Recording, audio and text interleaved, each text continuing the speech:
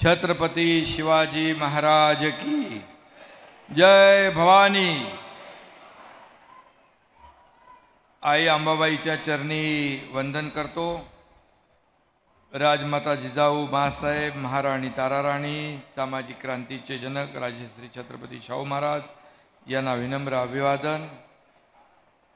आणि आजच्या या मुख्यमंत्री माझी लाडकी बहीण योजनेसाठी उपस्थित सर्व एवढ्या मोठ्या संख्येने इकडे नजर पोहोचत नाही तिथपर्यंत माझ्या बहिणी आहेत, इकडे नजर पोहोचत नाही तिथपर्यंत माझ्या बहिणी आहेत, इकडेही नजर पोहोचत नाही तिथपर्यंत माझ्या बहिणी आहेत।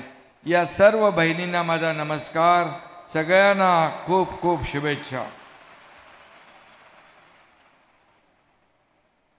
आणि आज आमच्या दोन्ही भावांनी म्हणजे दोन्ही उपमुख्यमंत्री महोदयांनी अतिशय सविस्तर असं या ठिकाणी योजनांच्या बद्दल आपल्याला माहिती दिलेली आहे। खरं म्हणजे ही योजना सर्वसामान्य महिलांसाठी, सर्वसामान्य बहिणींसाठी आणल्यानंतर अनेक लोकांच्या पोटात दुखायला लागलं। त्यांना पोटदुखी झाली, डोकेदुखी झाली, पाठदुखी, सगळे आजार झाले।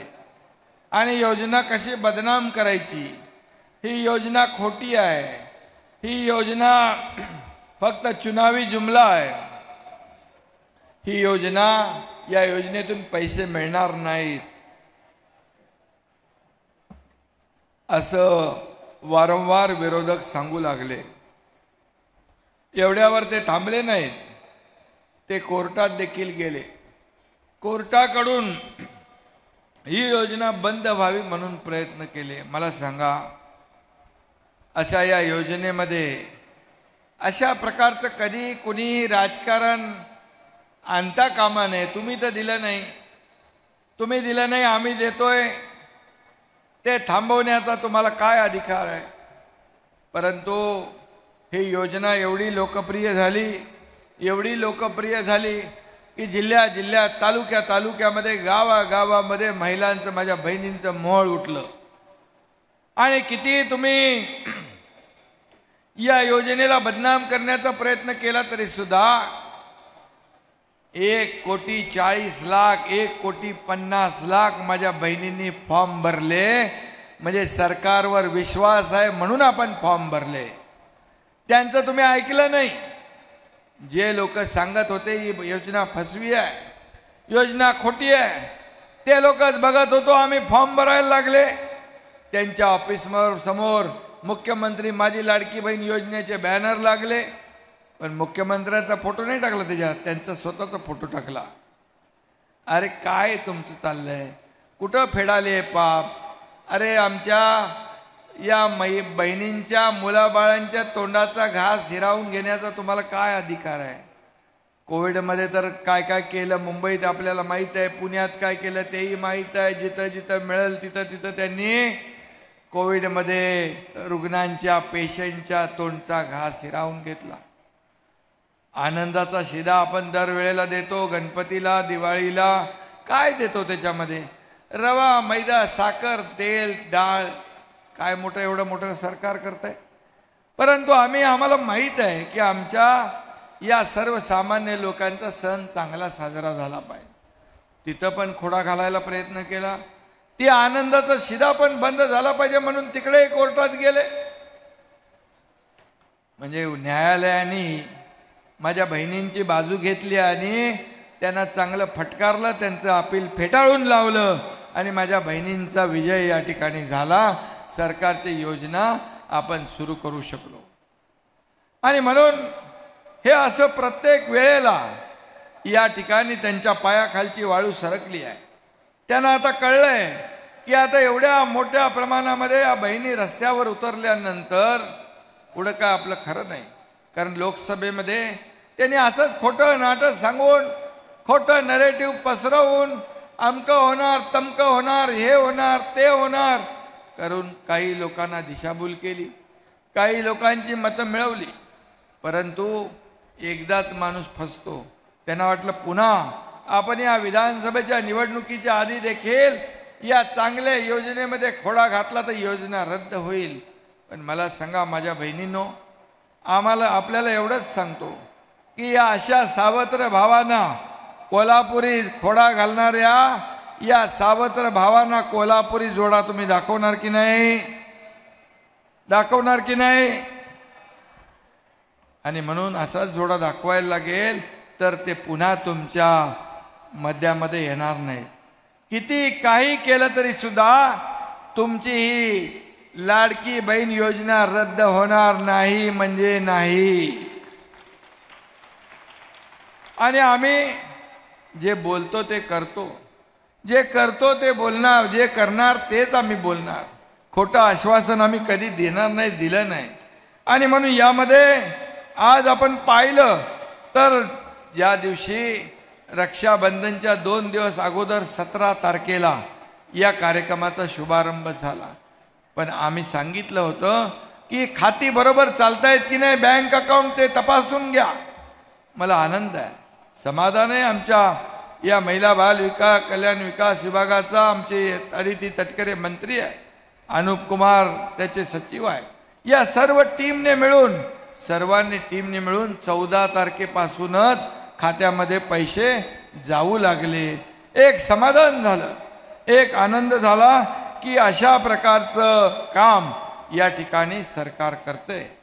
आणि म्हणून त्यावेळेस देखील आम्ही अनेक कार्यक्रमाला गेलो. त्यावेळेस पाहिलं की ज्या महिलांच्या चेहऱ्यावरचा उत्साह पाहिला की त्यांनाही, तुम्हालाही वाटलं नसेल की आपल्या मोबाईलवर मेसेज येईल, पण मोबाईलवर मेसेज आला, माझ्या बहिणींच्या खात्यात पैसे जमा झाले. आज 1,10,00,000 माझ्या बहिणींच्या खात्यात हे पैसे जमा झाले. हे आजवरच्या इतिहासातलं पहिलं काम आहे. पहिलं काम आहे की अशा प्रकारचा निर्णय सरकारने घेतला तुमच्यासाठी. आणि म्हणून आज मी जेव्हा आम्ही महिलांशी संवाद साधतो, बहिणींशी संवाद साधतो, तेव्हा त्यांना विचारतो काय करणार. खरं म्हणजे हे 1,500 रुपये जे आहेत, कोणी म्हणतं माझ्या घरात माझ्या मुलाला कपडे घेईन, मी नवीन एक साडी घेईन, माझ्या घरातल्या परिवारातल्या लोकांना कपडे घेईन, खायच्या वस्तू घेईन. कोणी म्हणतं माझा छोटा व्यवसाय, देवपूजाचा सामानाचा व्यवसाय, कुणाचा साड्या विकण्याचा व्यवसाय, कुणाचा आणखी छोटा मोठा व्यवसाय असेल, त्याच्यामध्ये देखील आम्ही हे पैसे गुंतवणूक करू. किती मोठा विचार आहे. खरं म्हणजे या महिला भगिनी ज्या आहेत, खऱ्या अर्थाने ही अर्थव्यवस्थेला चालना देणारी ही सगळी माझी बहीण आहे. कारण हे पैसे मार्केटमध्ये येणार, हे पैसे पुन्हा बाजारात येणार, अर्थव्यवस्था मजबूत होणार आणि खरं म्हणजे त्या शहराला, त्या जिल्ह्याला अर्थव्यवस्थेमध्ये चालना मिळणार. आणि म्हणून महिला सक्षम तर देश सक्षम, माझी बहीण सक्षम तर आपलं राज्य सक्षम. आदरणीय प्रधानमंत्री देखील म्हणतात की महिलांना सक्षम करा, त्यांना आत्मनिर्भर करा, त्यांचा आत्मसन्मान त्यांना मिळवून द्या. खऱ्या अर्थाने मी आपल्याला एवढंच सांगतो, खरं म्हणजे 1,500 रुपये ज्या लोकांना, जे लोक सोन्याचा चमचा घेऊन आले जन्माला, जे पैशांच्या राशीत लोळतात, त्यांना 1,500चं महत्त्व कळणार नाही. परंतु जे सोन्याचा चमचा घेऊन जन्माला आलेत त्यांना हे कळणार नाही. पण गोरगरीब जनता जी काय, आम्ही देखील सर्वसामान्य कुटुंबातून आहोत. मी देखील एक शेतकऱ्याचा मुलगा आहे. मला माहीत आहे आपले वेदना काय, व्यथा काय. आणि म्हणून सोन्याचा चमचा घेऊन जन्माला आलेले बाजूला जाऊ द्या, पण तुमच्या मात्र जीवनामध्ये सोन्यासारखे दिवस आणण्याचं काम आम्हाला करायचं आहे. आणि ते आम्ही करणार. आज खऱ्या अर्थाने जर आपण पाहिलं तर या 1,500 रुपयामध्ये आम्ही थांबणार नाही. अनेक योजनांची माहिती आमच्या देवेंद्रजींनी पण दिली, अजितदादांनी पण दिली. पण मी आपल्याला सांगतो, ही योजना आम्ही 1,500वर थांबवणार नाही. तुम्हाला एकच सांगतो, जशी राज्याची आर्थिक ताकद वाढेल, 1,500चे 2,500 होतील, 2,000 होतील, 2,500 होतील, 3,000 होतील, किंवा त्याही पेक्षा जास्ती होतील. कारण आम्ही देणारे आहोत, आम्ही देणारे आहोत, आम्ही घेणारे नाही. ही लेना बँक नाही, ही देना बँक आहे. ज्यांनी कधी दिलं नाही त्यांना काय कळणार. आणि म्हणून आम्हाला तुम्हाला एवढंच सांगायचं आहे की काही लोक याची टिंगल करतात, पण या तुमच्या भावांनी तुम्हाला ही ओवाळणी दिलेली आहे. ही ओवाळणी परत घेऊ शकतो का? कधीच घेऊ शकत नाही. काही लोक म्हणतात, वेडे लोक, खोळे लोक काय काय म्हणायला लागे. पहिले तर पैसे येणार नाहीत म्हणाले, नंतर म्हणाले पैसे आल्यावर त्यांना अनपेक्षित पैसे आले, म्हणाले लवकर काढा, लवकर काढा, लवकर काढा, पैसे लवकर काढा. बरोबर आहे त्यांचं म्हणणं, तुम्ही पैसे लवकर काढा. हे तुमचे भाऊ तुमचे दुसरे पैसे त्या खात्यामध्ये टाकणार आणि पुन्हा तुम्हाला त्याचा फायदा होणार. आणि म्हणून एक सांगतो मी तुम्हाला, आम्ही 2 हप्ते तुमच्या खात्यात टाकलेले आहे. हे सरकार माझ्या बहिणींच्या खात्यात हप्ते भरणार आहे. पूर्वीसारखं हप्ते घेणारं हे सरकार नाही. आणि म्हणून जे आम्ही बोलू ते करू आणि जे होणार आहे तेच आम्ही बोलणार. म्हणून तर एवढ्या योजना, लेक लाडकी लखपती योजना, 50% एसटी मध्ये सवलत, आज मुलींचं उच्च शिक्षण मोफत करण्याचा निर्णय आपण घेतला. हे सगळं करण्यामागचं एवढंच की तुमच्या व्यथा वेदना आम्हाला माहीत आहे. आणि म्हणून काही लोक या योजनेवर एवढ्या टीका करतायत, एवढ्या टीका करतायत. परंतु मी आपल्याला सांगतो, सर्वसामान्य माझी बहीण जी आहे तिच्या जीवनामध्ये काय एवढा मोठा काय आम्ही काय आकाश एवढं काय दिलेलं नाही. परंतु हे 1,500 रुपये ही काटकसर करून आपली भगिनी घर चालवत असते. रेशनचे पैसे, दुधाचे पैसे, शाळेची फी, दुखलं खुपलं त्याची व्यवस्था, ह्या सगळ्या गोष्टी करताना ही काटकसर करत असलेली माझी बहीण आहे. मग भावानी काय म्हणून त्यांना थोडा हातभार लावला तर तुमच्या पोटात दुखण्याचं कारण का? आणि म्हणून काही लोक मी या ठिकाणी पन्हाळ्यातली हारपवडे गावातली महिलेला विचारलं. ती म्हणाली, दिवस रात्र मी शेतात काबाड कष्ट करते, फक्त 100 रुपये मिळतात. अमरावतीतल्या त्या विधवा माऊलीला विचारा, सक्का भाऊ असूनही कधी राखी बांधली नाही की माहेरचा आहेर दिला नाही. असंही काही लोक आहेत. अशाही माझ्या बहिणी आहेत.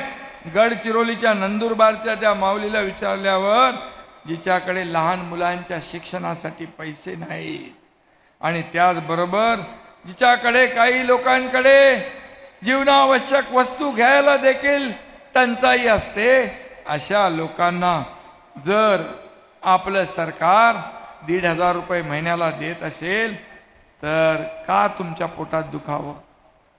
आणि म्हणून काही बँका या माझ्या बहिणींना दिलेले पैसे काय अकाउंट खात्यामध्ये पैसे जमा झाल्यानंतर काही कापून घ्यायला लागलेत. त्या बँकांना माझ्या सूचना आहेत, माझ्या बहिणींचे मुख्यमंत्री लाडकी बहीण योजनेतले पैसे जर काढले तर तुमच्यावर कठोर कारवाई केली जाईल. या बँकांना देखील मी सांगू इच्छितो.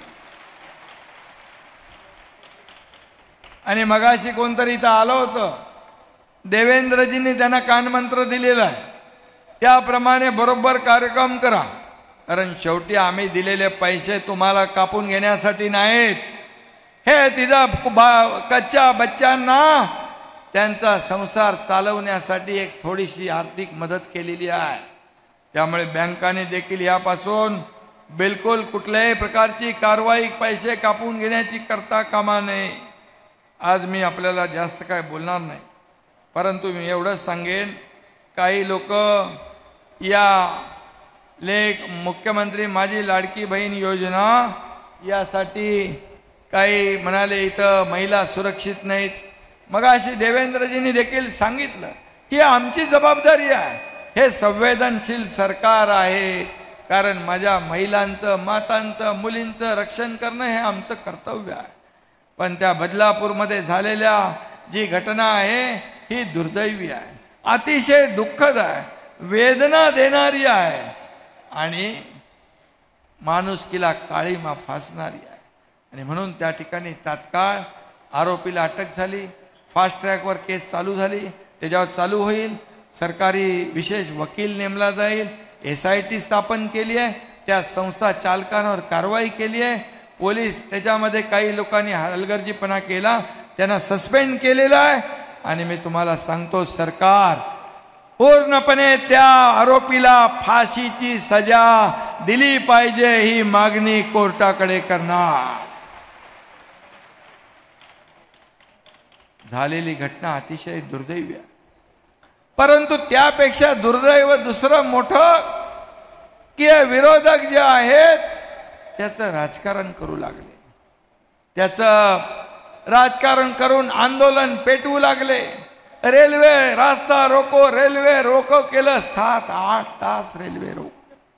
माझ्या बहिणींनो, आपल्याला मी सांगू इच्छितोय, पोलिसांकडून मिळालेल्या माहितीनुसार त्यांच्याकडे ताबडतोब आंदोलनकर्त्यांकडे मुख्यमंत्री माझी लाडकी बहीण योजनेचे बॅनर कसे आले.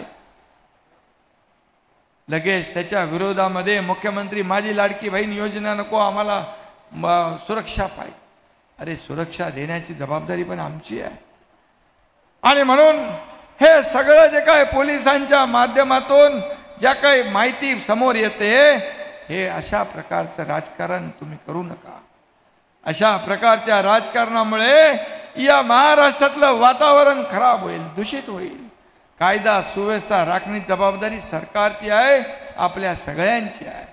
आणि म्हणून या राज्यामध्ये जे कोणी नराधम अशा प्रकारचं माझ्या बहिणीशी मुलींशी अब्रूशी खेळण्याचा प्रयत्न करेल तर त्याला कठोर शासन झाल्याशिवाय राहणार नाही.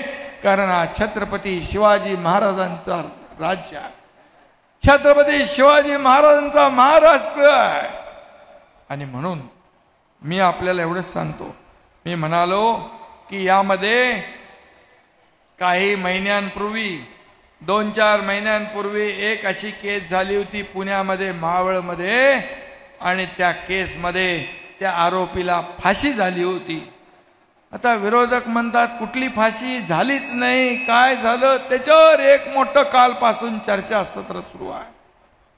पण मी आपल्याला सांगतो, मी कधीही दिलेला शब्द पाळणारा आणि हा एकनाथ शिंदे तुमचा भाऊ कधी खोटं न बोलणारा हा भाऊ आहे. आणि म्हणून तुम्हाला मी सांगतो, यामध्ये घटना मावळची होती आणि त्यामध्ये 2024 एप्रिल मे मध्ये त्या तेजस दळवी याला फाशीची सजा झाली. फाशीची सजा झाली. पोलिसांनी काम केलं, फास्ट ट्रॅक लावलं, तपास केला आणि फाशीची सजा झाली. त्या कोर्टाचे ऑर्डर जजमेंट माझ्याकडे आहे. आणि म्हणून विरोधकांनी फक्त राजकारण करताना खोटं बोला पण रेटून बोला, हे सगळं जे काय सुरू आहे हे बंद केलं पाहिजे.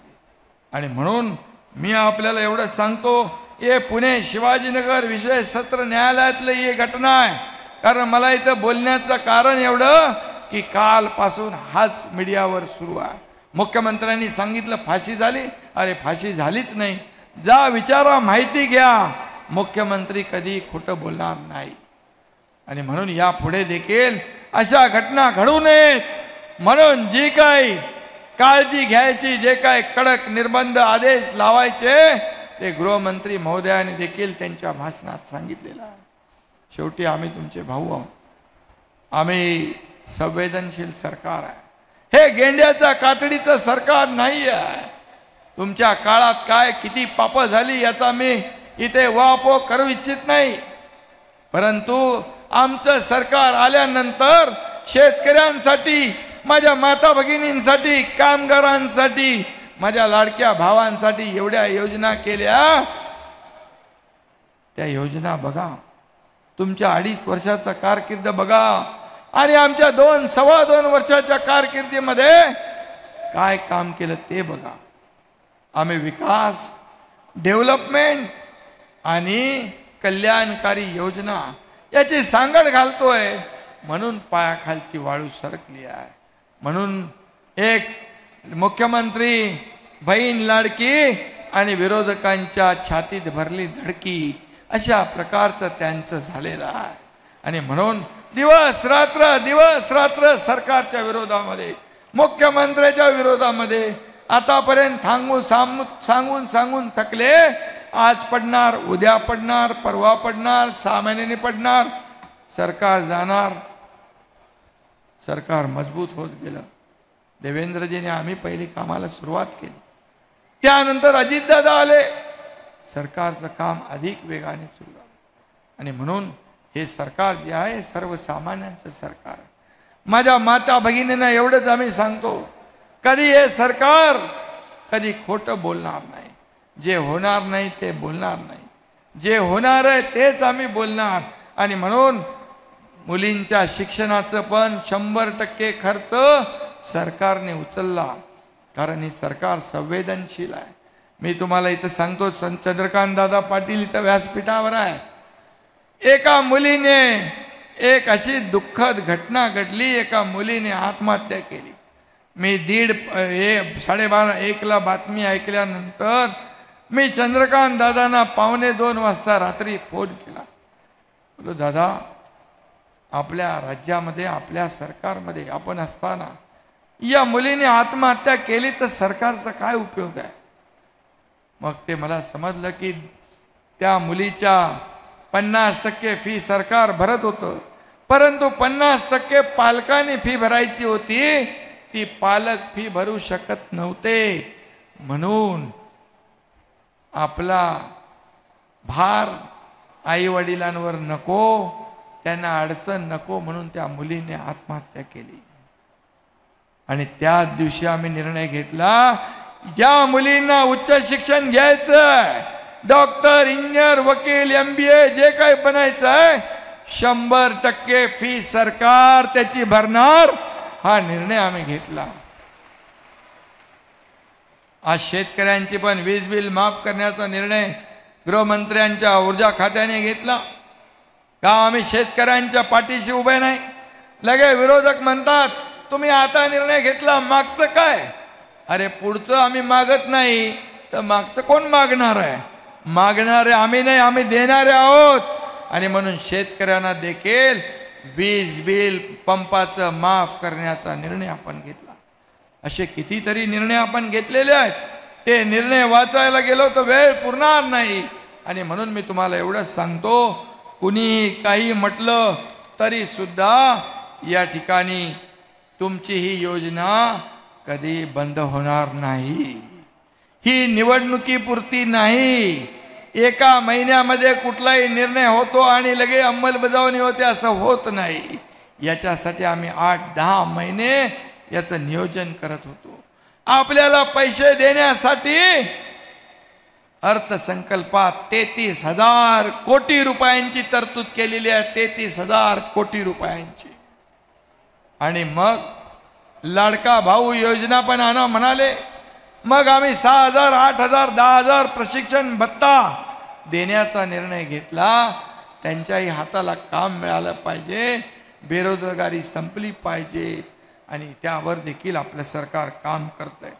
आणि म्हणून मी आपल्याला एवढंच सांगतो की कुणावरही विश्वास ठेवू नका. हे सरकार तुमचं आहे. हे सर्वसामान्यांचं सरकार आहे. हे बळीराजाचं सरकार आहे.